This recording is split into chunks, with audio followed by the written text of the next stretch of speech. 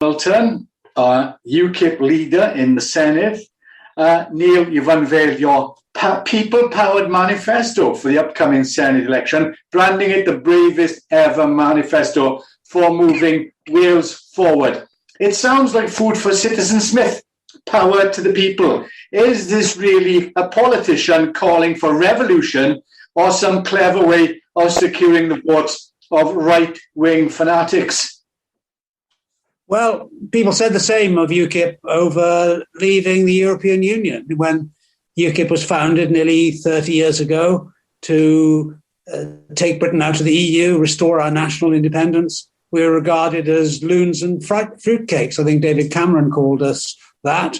But we know who won at the end of the day, and it was UKIP. We wouldn't have happened but for us. Now our focus is on what sort of Britain do we want post-Brexit? What sort of Wales do we want post-Brexit? We see devolution is breaking up the union. We see that in Scotland very dramatically. But we're also moving in that direction in Wales because Plaid Cymru are applying the tourniquet to Mark Drakeford's neck.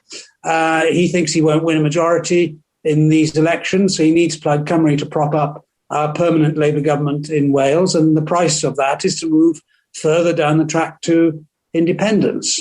We think that shouldn't happen and that the people of Wales should be given the power to give their verdict on what devolution has achieved for them in the last 20 years, which I think is very little. Well, prior to that, though, you want a referendum to scrap the Senate immediately within the Senate term. So that seems like a pointless exercise if you're going to scrap it anyway. No, we wouldn't scrap it without having a referendum. Our point is to have an immediate referendum if we were to get a majority in the Senate on the 6th of May. That would be our aim. But as we know, it takes time to achieve these things in politics. It took us best part of 20, 25 years to get our referendum on leaving the EU. I hope that we'll get a verdict on devolution long before that. But I'm not expecting miracles overnight, but I am starting the debate in this election. And in the course of the next Senate, then I hope that we will build a majority for getting this referendum. Some people will question why you want to undo 20 years of work where Wales has been given extraordinary powers. I mean, quite a lot of big changes have happened as a result of the Senate, albeit we don't have full powers, but we're getting there, aren't we? Well, we're certainly getting into a mess, I know that. The health service in Wales has been an absolute shambles. 5 out of our 7 health boards have been in special measures or targeted intervention directly under the control of the health minister in Cardiff. I don't think people in North Wales who suffered the appalling incompetence of the Betsy Cadwaladr health board for the last 10 years think that devolution has been a great success for them, given that the health budget is half of all Welsh Government spending. Schools budget, again, that's another quarter of Welsh Government spending. The parents at Llanelli in Llanelli, of course, had a Welsh medium school foisted upon them, which they didn't want. That was the result of politicians in Carmarthen controlling Carmarthenshire Education Authority that ignored the wishes of the people. What we want to do is to devolve health and devolve education from the politicians, whether they're in Cardiff Bay or County Hall, to the people who use these services. We want to have elected health boards in every region of Wales to whom officials are responsible, and they can decide local priorities for spending as well as hold officials to account. Similarly with schools, we want schools to become more independent of local education authorities, like free schools are in England. They're self-governing institutions, and the parents and governors control the school's policy. If politicians are the answer to the question, then it's a bloody silly question, I think is what most people would say. And devolution has been a disaster for Wales. We're older and poorer and sicker than we were in 1999. Wales is now the bottom of every measurable league table in the UK. I've got higher aspirations for Wales than that. The £1 million question is, it's understandable what you're saying. We get where you're coming from to a certain extent with the devolving of power further down centrally, from central to more localized, decision making. But without the Senate, where's the finance coming from? Who will make these decisions? You've mentioned health boards and education, but there's billions of pounds in the economy for Welsh Government. Who is going to be in charge of that? Will it be Westminster? Will it be London? Well, part of the problem that we've got in Wales is government doesn't have enough money to fund the services that we need. Government at all levels in Wales spends about £40 billion a year. That's not just Welsh Government, but local government and also the UK government, so far as it still has responsibility for providing certain services.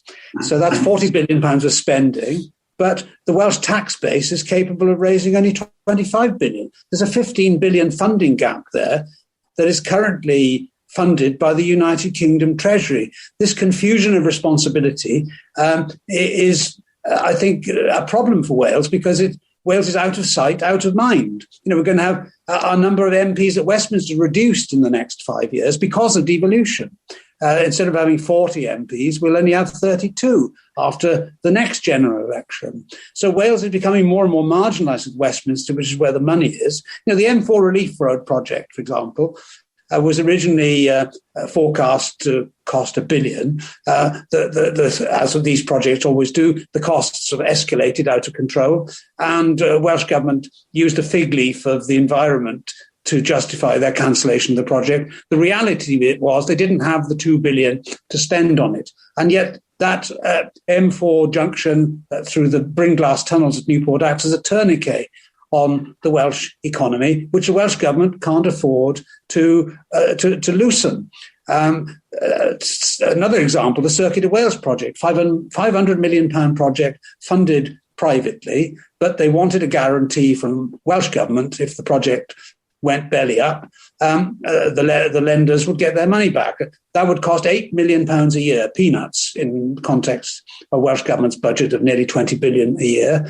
But because of borrowing controls from the Treasury in London, we wouldn't give the Welsh Government absolute freedom to borrow whatever they like, because obviously the English taxpayer would be on the hook if everything went wrong. We've not been able to fund that project. Devolution is holding Wales back in so many ways. I'm in favour of local decision-taking. I'm in favour of local priorities.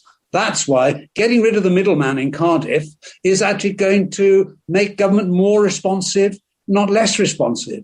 And giving Wales a more powerful voice at Westminster is going to help us to get more money for Wales. The DUP in Northern Ireland managed to squeeze an extra £1 billion out of Boris Johnson to get Brexit through. What did the Welsh Government do? All they did was insult the government at Westminster and try to frustrate the whole project, which the majority of Wales had voted for. Devolution has held Wales back in so many ways because of posturing politicians in Cardiff Bay who are feathering their own nests. It has been a great deal for politicians on the gravy train. It's been a very bad day for ordinary voters in Wales.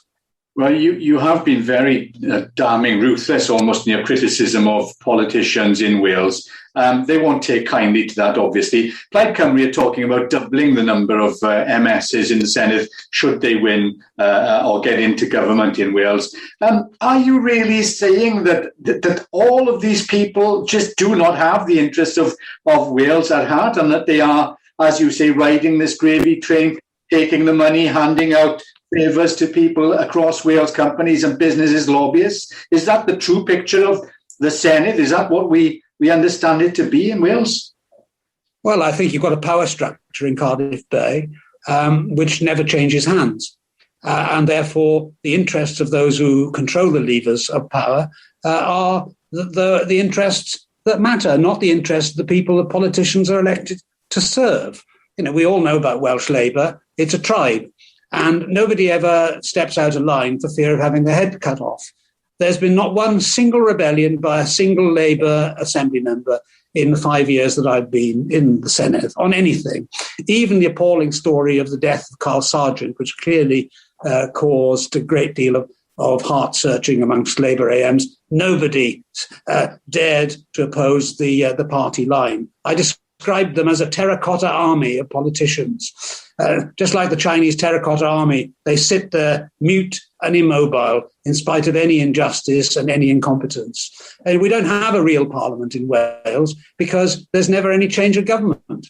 And the government sustains itself by having an absolute rigid North Korea-style tribal loyalty imposed on all those who sit as Labour members. Plaid Cymru, too, aren't really interested in the views of the people, especially on issues like Welsh language, their woke agenda as well, which they're fully signed up to, getting rid of statues to Welsh heroes, imposing mandatory Welsh on people who don't want it, and so on and so forth.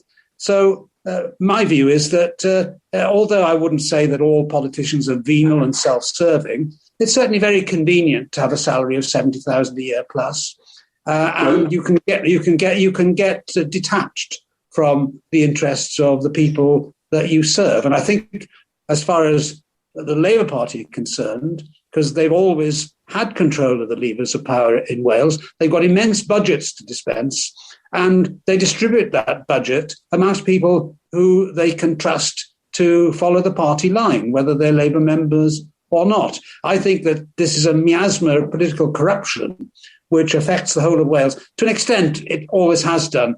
I was born and grew up in a time when Labour was super dominant in Wales. And in the old Glamorganshire, Monmouthshire, Carmarthenshire, back in the 50s and 60s, Labour ruled the roosts with a vengeance, and anybody who dared to step out of line would lose his contract with the council,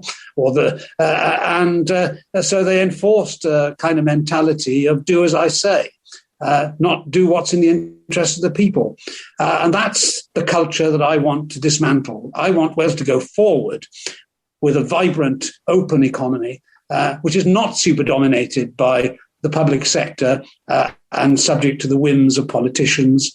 I want to see a Wales which is prosperous and strong, and which has a bigger element of private enterprise in the economy, so we can raise the taxes to improve our public services.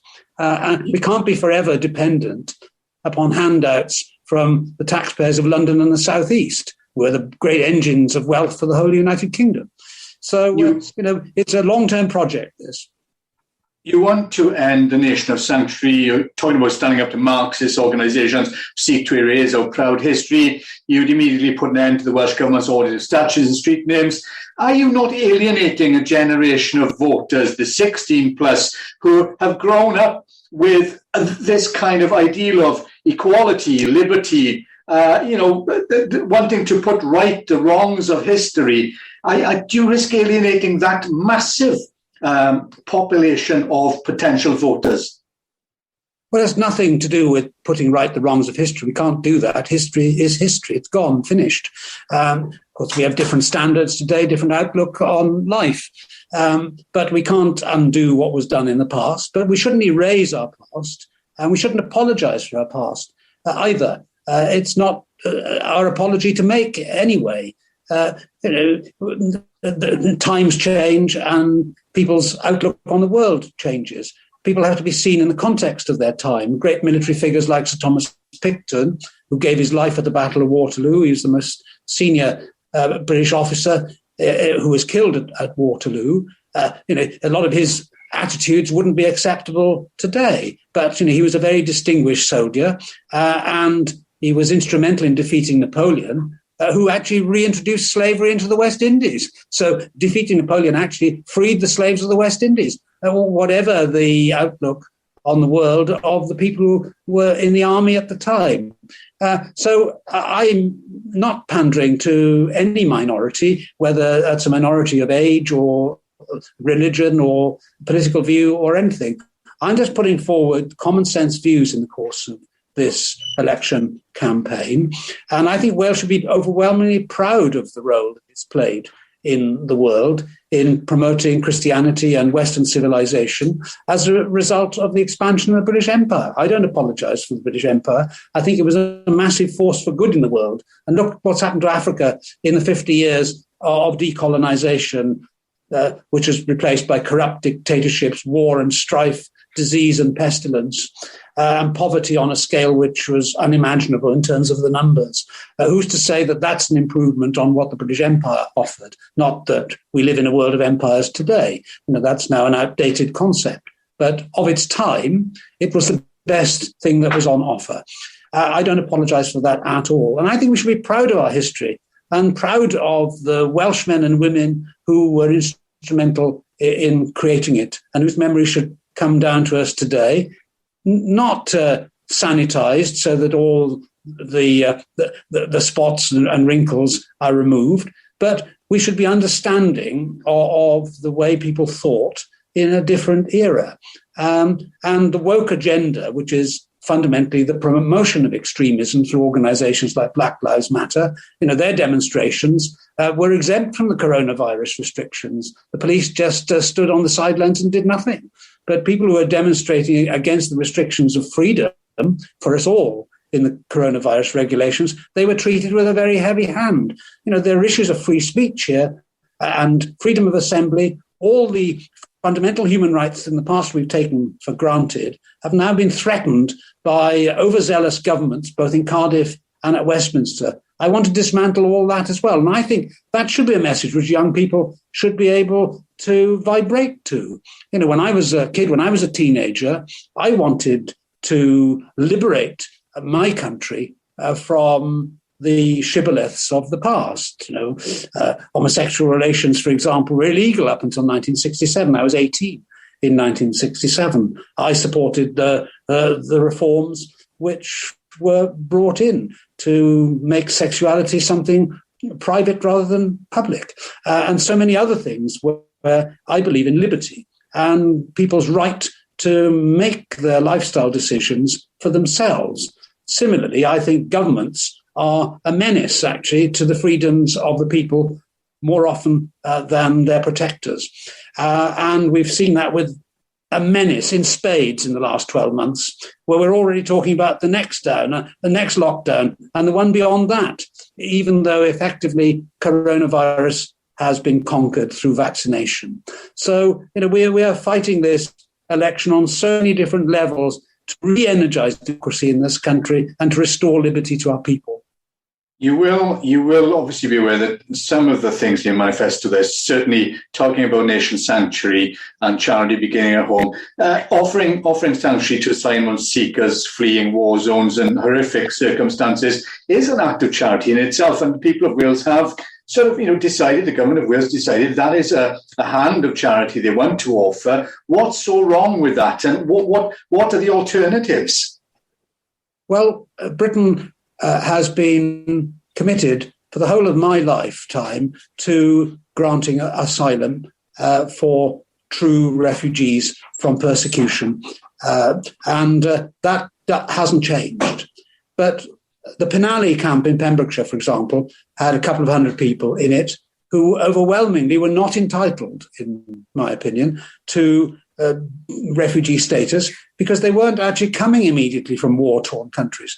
Most of them, as I understand it, came from France in little boats, landing illegally on the beaches of Kent or Belgium or the Netherlands. Your legal right as a potential refugee or asylum seeker is to find safety in the first safe country in which you arrive. Now, that's produced massive problems for countries like Greece, of course, who are very close to Syria and other war-torn places in the Middle East. And it's right that all European countries should bear a part of that burden. But it's got to be done within a structure of law. Signaling exercise where they like to wave a flag in order to appease their woke minorities and the religious minorities and racial minorities upon whom Labour is now overwhelmingly dependent. And the people who bear the price for this are ordinary Welsh people, the residents of Penally, the taxpayers of Wales. The camp in Penally cost us £1 million in policing and security. That's us in Wales. That's cost us. This can't continue. Immigration is out of control. We're adding a city the size of Cardiff to the population of the UK every single year through immigration. As a result of the COVID crisis, we had to vaccinate everybody. And in the course of that, we discovered 1 million or 1.5 million illegal immigrants in this country. People had no legal right to remain here. We've got to protect our borders in order to protect our public services, in order to control our population. The green belt around cities is being gobbled up. We have a massive housing crisis. And this is because of uncontrolled immigration and illegal asylum seeking. And it is part and parcel of that. Yes, of course, we must give asylum to genuine refugees, but it's got to be done in a structured and ordered way and within a system of law. Otherwise, it's unfair to the legal asylum seekers themselves. And to have an invasion of people not entitled to come here, breaking the laws, not observing the rules, it's going to increase the amount of resentment and opposition and hostility to them.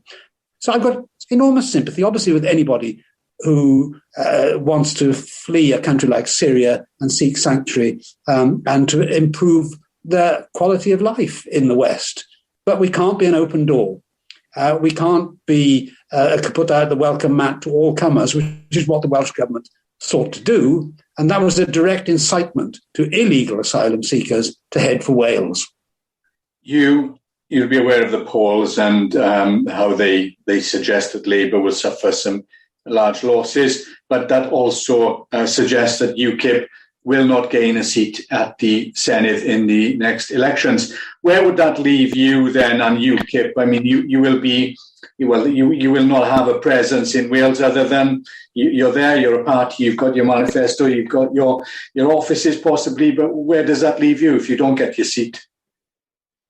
Well, I'm not contemplating the prospect of not winning a seat. Obviously, the polls vary a lot. There was a BBC poll a few weeks ago which showed us winning one seat at least in the Senedd.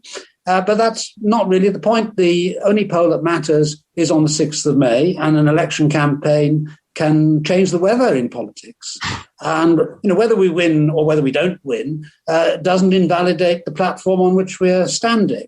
UKIP started from nothing in 1993, 1994. It took us 5 or 6 years to elect members to the European Parliament. It took us another 17 years beyond that to get the referendum that we wanted on leaving the EU and winning it. So politics is a long game. Well, at my age, I don't suppose it's as long a game as I would like anymore. But there are others to come after my generation, and we are fighting for eternal principles, albeit in the present day. I've been fighting for these principles all my life, and it's a fight that I still continue. Obviously, times change, the political issues change, but actually, looking back, less than you might imagine. So we will continue to fight. I have every reason to believe that because of the proportional representation element in the elections to the Senedd, just as last time, UKIP got 12, 13% of the vote, and we got 12 or 13% of the seats. If we can get 5 or 6% of the votes in this election, we'll probably win a seat in each of the regions of Wales. So, it's a very doable project, in my view. And we're well within the margins of error between winning and losing. I accept it's a knife edge, but vote UKIP, you've got a very good chance of getting UKIP. And what we need to do is get rid of the permanent Labour government in Wales. We've got to have a pluralistic political system that works, where government changes hands every so often, where the political parties can be tested against their promises, can be tested against their ability to deliver on them. And that's It's not likely to happen, though, is it? I mean, the predictions are, okay, Labour will lose some seats, but Labour will still be in position to have a strong part in the coalition, having the majority in that coalition anyway. How do you see it? What do you predict? Give us your predictions for the result. Well, it'd be a foolish person who gave you a proper answer to that question, I think, because I've no idea. If we take the general election last December, as a guideline, obviously Labour are going to lose a handful of seats, 4 or 5 seats. Who knows whether that'll be reflected in the Senate elections, where the electoral system is different. What Labour loses on the swings, it can pick up on the roundabouts. But who knows? Why do you think that nobody is prepared to throw their hat in with the Welsh Conservatives? Then, what is it about conservatism that is such a no-go area for Welsh politics? Well, I personally don't understand this. Not that I'm a Conservative anymore, but Plaid Cymru represent some very socially conservative areas of Wales. Dwyfan Meirionnydd, Ceredigion, Carmarthenshire.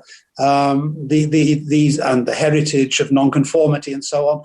These are socially nonconformist areas, but the Plaid Cymru leadership are as woke as you can make them. They are fully paid up members of the Cardiff Bay Bubble Club, and they don't represent the interests of ordinary people and the aspirations of ordinary people. They've no idea about how to run a successful economy. Wales is flat on its back economically. We're the poorest part of the United Kingdom, and we've got poorer relative to the rest of the country.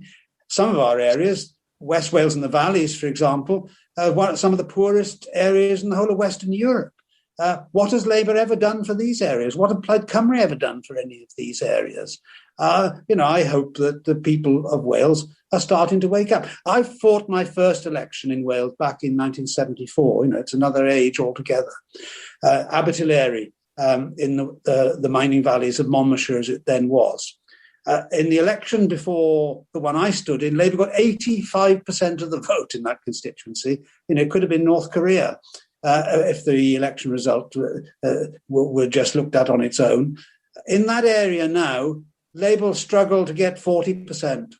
So it just goes to show that over the decades, people have been weaned off Labour in Wales because Labour's not delivered for them. The Brexit vote was an example of this as well. Look at where the Brexit vote in Wales was highest. It's in the areas where Labour have historically been strongest. Merthyr, Ebbw Vale, the Western Valleys, all these areas rejected the Labour because, of course, Labour has abandoned its white working class roots in favour of kowtowing before minorities, whether they're religious minorities or sexual minorities or gender majorities, in some senses, minorities in others. The whole transgender nonsense. A few thousand people, perhaps, in Britain have gender dysphoria. And yet, somehow or other, this is an issue which has got to the centre of the left-wing imagination.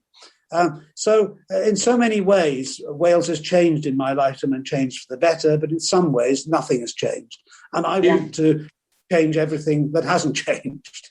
Well, you said that you did that with Brexit. Obviously, you saw the win there. Do you think that the rally cry from Plaid Cymru for independence is the one item, the almost a Brexit for Wales, that are going to get them over the winning line? Because Labour have stated their case. They want to remain in the union, albeit with far more powers for policing and so on.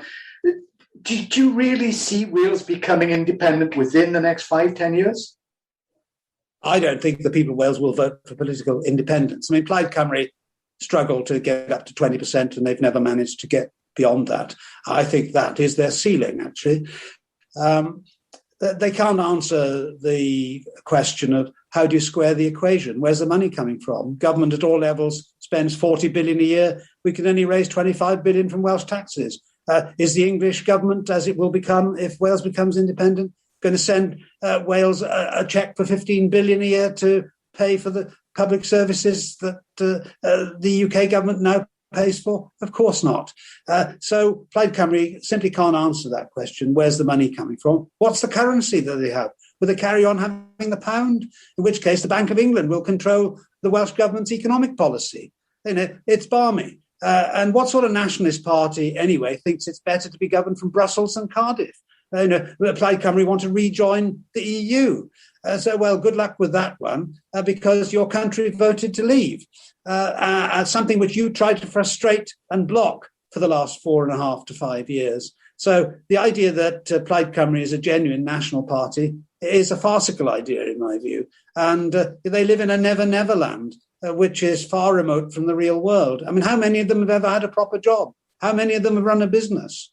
Just like the Labour Party. They're all third sector, public sector employees, and that's their mentality. Whereas what we want in Wales, to escape the scourge of poverty, is to create an economy which is capable of creating more wealth. They haven't the first idea how to do that. They're very good at spending. They're hopeless at earning, unless it's a public sector paycheck that they can get, and they're very good at getting those. So what we need to do is to have a revolution, not just in politics in Wales, but also in economics. Independence could be a prospect for Wales if we had an economy to support it. But the kind of mindset that Plaid Cymru and Labour have got makes that an absolute impossibility. So, this is a nonsense fantasy world. And I don't believe that the overwhelming majority of the Welsh people would vote for that. Same as actually the majority of people who vote SNP in Scotland, I'm sure, will not support the independence referendum that looks ever more likely in Scotland. I never thought I'd hear UKIP Neil Hamilton saying power to the people. Neil Hamilton, controversial, outspoken as ever. It's been a pleasure speaking to you. Diolch yn fawr i chi gyd. Diolch yn fawr iawn.